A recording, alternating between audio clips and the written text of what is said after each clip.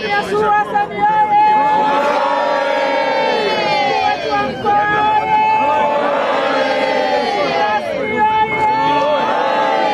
Hongera sana mkurugenzi wetu wa halmashauri, endelea na hili, ndilo linalotakiwa.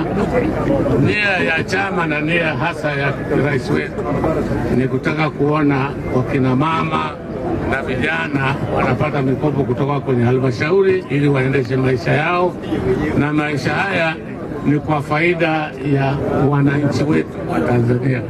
Mimi niwapongeze sana, na ninyi ambayo mmepata hili, ninyi mmebahatika.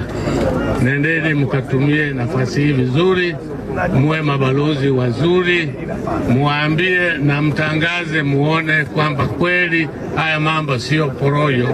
Wakati wengine watapatikana wanasema hawezi kutoa.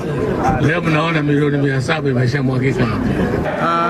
Kwanza kabisa namshukuru sana Mheshimiwa Rais wa Jamhuri ya Muungano wa Tanzania, mama yetu Daktari Samia Suluhu Hassan, kwa kutuwekea mazingira mazuri ya ukopeshaji. Mara ya kwanza aliwaambia wananchi, tulieni, acha nitengeneze mpango namna gani tutaweza kukopesha vizuri.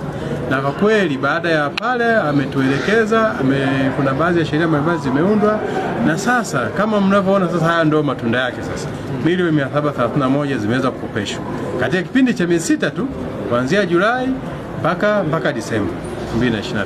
Halmashauri ya wilaya ya Kasulu kama mnavyoona tumetoa shilingi milioni 700.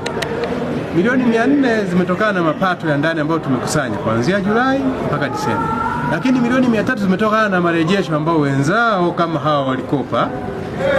Baada ya kukopa wamerejesha kiasi cha shilingi milioni 300. Kwa hiyo upande wa Kasulu marejesho hayana tatizo. Tumefanya hivyo ili ni kutokana na 10% ile ya mapato yetu ya ndani ya halmashauri, ili kuhakikisha kwamba katika kufanya hivyo vikundi vyetu wanaweza wakajikwamua kwenye maisha, kwenye uchumi wao, kwenye maisha yao, lakini pia na kuweza kuwawezesha kuweza kujipatia kipato kwa ajili ya kuendesha shughuli zao mbalimbali, lakini pia na kujikimu kwenye familia zao.